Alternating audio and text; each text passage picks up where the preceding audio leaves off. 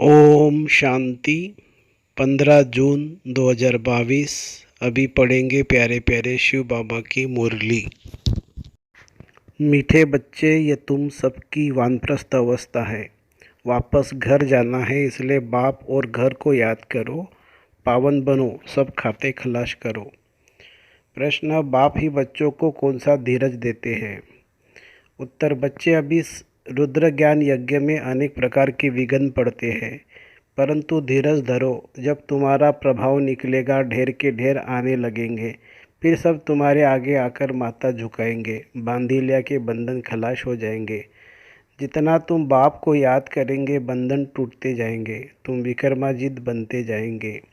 गीत है: भोलेनाथ से निराला कोई और नहीं, ऐसा बिगड़ी को बनाने वाला कोई और नहीं। ओम शांति। भोलानाथ सदैव शिव को ही कहते हैं। शिव शंकर का भेद तो अच्छी तरह से समझा ही है। शिव तो उच्चते उच्च मूल वतन में रहते हैं, शंकर तो है सूक्ष्म वतनवासी। उनको भगवान कैसे कह सकते हैं? उच्चते उच्च रहने वाला है एक बाप। फिर दूसरे तबके में है 3 देवताएं, वह है बाप, ऊंचे ऊंचे निराकार। शंकर तो आकारी है, शिव है भोलानाथ ज्ञान का सागर। शंकर को ज्ञान का सागर कह नहीं सकते। तुम बच्चे जानते हो, शिव बाबा भोलानाथ आकर हमारी झोली भरते हैं। आदि मध्य अंत का राज बता रहे हैं। रचता और रचना का राज बहुत सिंपल है। बड़े बड़े ऋषि मुनि आदि भी इन सहज बातों को जान नहीं सकते।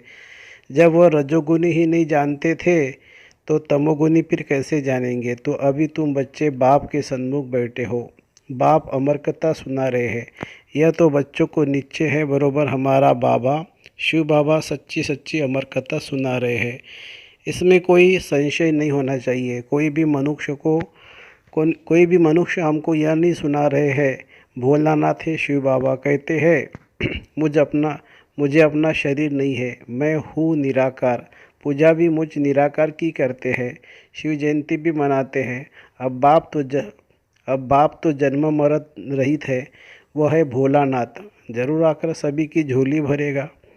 कैसे भरेगा, यह तुम बच्चे ही समझते हो। अविनाशी ज्ञान रत्नों की झोली भरते हैं, यही नॉलेज है। ज्ञान सागर आकर ज्ञान देते हैं। गीता तो वही एक ही है, परंतु संस्कृत श्लोक तो है नहीं। भोली माता संस्कृत आदि कहाँ से क्या जाने। उन्हों के लिए ही भोलानाथ बाबा आते हैं। यह माताएं तो बेचारी घर के काम में ही रहती है। यह तो अभी फैशन पड़ा है जो नौकरी करती है। तो बाबा अब बच्चों को उच्चते उच्च पढ़ाई पढ़ा रहे हैं जो बिल्कुल कुछ भी नहीं पढ़े हैं। उन्हों पर पहले पहले कलश रखते हैं पढ़ाई का। यूँ तो भक्तियाँ सीताएँ सब है। राम आए रावण की लंका से मुक्त करने, अर्थात दुख से मुक्त करने। फिर बाप के साथ घर जाएंगे। और कहाँ जाएंगे? याद भी घर को करते हैं, हम दुख से मुक्ति पावे। बच्चे जानते हैं बीच में किसी को मुक्ति मिल नहीं सकती। सबको तमोप्रधान बनना ही है। मुख्य जो फाउंडेशन है वह जल जाता है। वह धर्म ही प्राय लोप हो जाता है। बाकी कुछ प्राय लोप चित्र आदि जाकर रहते हैं। लक्ष्मी नारायण का चित्र भी गुम हो जाए तो यादगार कैसे मिलेगा? बरोबर जानते हैं देवी देवता राज्य करते थे, उनके चित्र भी अभी तक है। बच्चों को इस पर समझाना है। तुम जानते हो लक्ष्मी नारायण बचपन में प्रिंस प्रिंसेस राधे कृष्ण थे, फिर महाराजा महारानी बने हैं। वह है ही सतयुग के मालिक। देवताएं कभी पति दुनिया में पैर नहीं धर सकते। श्री कृष्ण तो है ही वैकुंठ का प्रिंस, वह तो गीता सुना न सके। भूल भी कितनी भारी कर दी है, कृष्ण को भगवान कहा नहीं जा सकता। वह तो मनुष्य है, देवी देवता धर्म का है। वास्तव में देवताएं ब्रह्मा विष्णु शंकर तो सूक्ष्मतन में ही रहते हैं। यहाँ मनुष्य रहते हैं। मनुष्य को सूक्ष्मतन वासी नहीं कह सकते। ब्रह्मा देवताए नमः, विष्णु देवताए नमः कह देते ना, वह है देवी देवता धर्म। श्री लक्ष्मी देवी, श्री नारायण देवता। मनुष्य को ही 84 जन्म लेने पड़ते हैं। अभी तुम बच्चे जानते हो, असल में हम देवता धर्म के थे। अब वह धर्म बहुत सुख देने वाला है, यह कोई कह न सके। वहाँ हम क्यों नहीं? यह तो जानते हो ना कि वहाँ एक ही आदि सनातन देवी देवता धर्म था, फिर बाकी और धर्म नंबरवार आते हैं। ये तुम बच्चे समझा सकते हो। यह अनादि बना बनाया खेल है, उसमें फिर सतयुग होगा।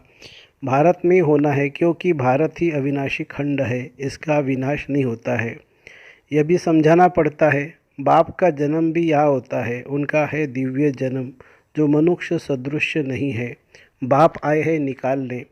अभी तुम सिर्फ बाप को और घर को याद करो तो तुम राजधानी में आ जाएंगे। ये तो आसुरी राजस्थान है।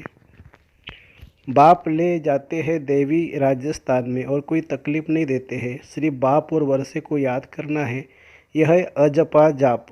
मुख से कुछ भी कहना नहीं है, सूक्ष्म में भी कुछ कहना नहीं है। साइलेंस में बाप को याद करना है घर बैठे। बांदीलिया भी घर बैठे सुनती है, छुट्टी नहीं मिलती है। हाँ, घर बैठ सिर्फ पवित्र रहने की कोशिश करो। बोलो हमको स्वप्न में डायरेक्शन मिलते हैं, पवित्र बनो। अभी मौत सामने खड़ा है, तुम अभी वानप्रस्थ अवस्था में हो। वानप्रस्थ में कभी विकार का ख्याल थोड़ी होता है। अभी बाप सारी दुनिया के लिए कहते हैं सभी की वानप्रस्थ अवस्था है, सभी को वापस जाना है तो घर को याद करना है, फिर आना भी भारत में है। मुख तो घर की तरफ ही होगा ना।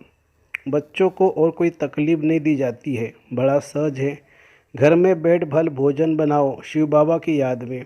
घर में भोजन बनाते हो तो पति याद रहता है ना।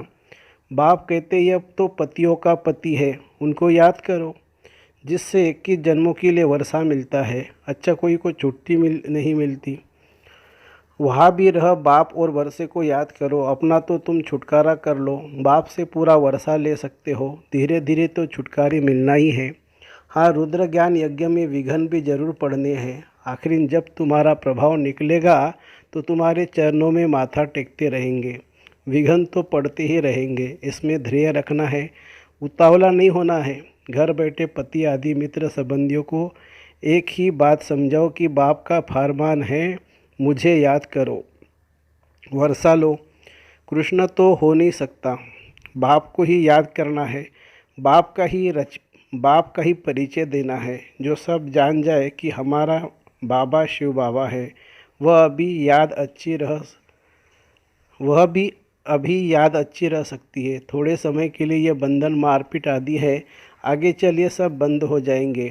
कोई बीमारी होती है तो झट छूट जाती है, कोई वर्ष 2 तक भी चलती है। इसमें उपाय भी यही है, बाबा को याद करते करते बंधन छूट जाएंगे। इसलिए हर बात में धीरज चाहिए। बाप कहते हैं जितना तुम याद करेंगे उतना विकर्म विनाश होगा, बुद्धि टूटती जाएगी। यह है विकर्मों के भी बंधन है, यह विकर्मों के भी बंधन है। विकार को ही नंबर 1 विकर्म कहा जाता है। अभी तुम विकर्माजित बनते हो। विकर्माजित याद से ही बना जाता है। सभी खाते खलाश हो जाएंगे, फिर सुख का खाता शुरू होगा। व्यापारियों के लिए भी बहुत सहज है, समझते हैं कि पुराना खाता खलाश कर फिर नया शुरू करना है। याद करते रहेंगे तो जमा होता जाएगा, याद नहीं करेंगे तो जमा कैसे होगा। यह भी व्यापार है ना। बाप तो कोई तकलीफ नहीं देते हैं, धक्का आदि कुछ भी खाने का नहीं है। वो तो जन्म जन्मांतर खाते ही आए हैं। अभी सत्य बाप कितना अच्छी रीति समझाते हैं, गॉड ही सत्य बतलाते हैं, बाकी तो सब है झूठ। कॉन्ट्रास्ट देखो, बाबा क्या समझाते हैं और मनुष्य क्या समझाते हैं। यह है ड्रामा, फिर भी ऐसे ही होगा। अभी तुम जानते हो हम सद्गति को पाते हैं श्रीमत पर चलने से, नहीं तो इतना उच्च पद नहीं मिलेगा। तुम निमित्त बनते हो स्वर्ग में जाने, वहाँ कोई विकर्म होता ही नहीं। या विकर्म होता है तो सज़ा भी भोगनी पड़ती है। जो श्रीमत पर नहीं चलते हैं तो उनको भी क्या कहा जाए, नास्तिक। बल जानते बाबा आस्तिक बनाते हैं, परंतु फिर भी अगर उनकी मत पर न चले तो नास्तिक ठहरे ना। जानते भी है शिव बाबा की श्रीमत पर चलना है, परंतु जानते हुए भी नहीं चले तो उनको क्या कहेंगे। श्रीमत है श्रेष्ठ बनाने वाली, श्रीमत है श्रेष्ठ बनने की। सबसे ऊंचे ते ऊंचे वह सतगुरु है। बाप बैठ बच्चों को सन्मुख समझाते हैं, कलप कलप समझाया था। बाकी शास्त्र तो सब भक्ति मार्ग के हैं, अनेक ढेर के ढेर शास्त्र है। शास्त्रों की भी बहुत इज्जत रखते हैं। जैसे शास्त्रों को परिक्रमा देते हैं, वैसे चित्रों का भी परिक्रमा दिलाते हैं। अब बाबा कहते इन सभी को भूल जाओ, एकदम बिंदु जीरो बन जाओ, बिंदी लगा दो और कोई बातें सुनो नहीं। Hear no evil, see no evil, talk no evil. एक बाप के सिवाय दूसरे कोई भी बात मत सुनो, अशरीरी बन जाओ और सब कुछ भूल जाओ। तुम आत्माएं शरीर साथ सुनती हो। बाप आकर ब्रह्मा द्वारा समझाते हैं, बच्चों को सद्गति का मार्ग बतलाते हैं। भल पहले भी कितने यत्न किए, परंतु मुक्ति जीवन मुक्ति कोई चक्र नहीं सके। कल्प की आयु ही लंबी कर दी है। जिनकी तकदीर में होगा तो सुनेगा, तकदीर में नहीं है तो आ न सके। यहाँ भी तकदीर की बात है। बाप समझाते हैं कितना सहज है। कोई कहते हमारा मुख नहीं खुलता है। अरे इतनी सहज बात है। बाप और बरसे को याद करो।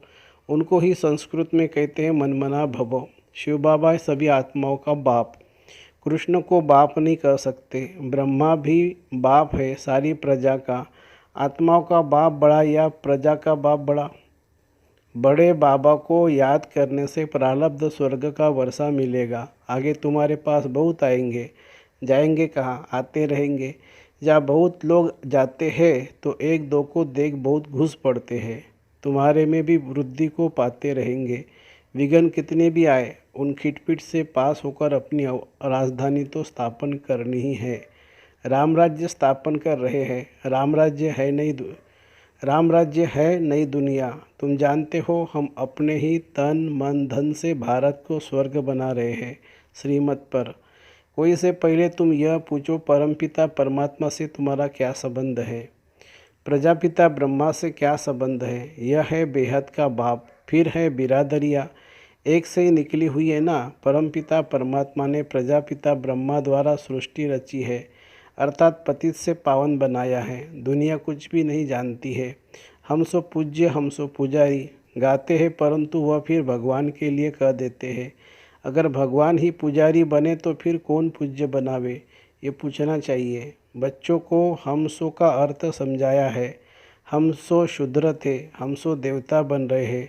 चक्र को याद कर सकते हो ना? गाया भी जाता है, फादर शोज सन, फिर सन शोज फादर।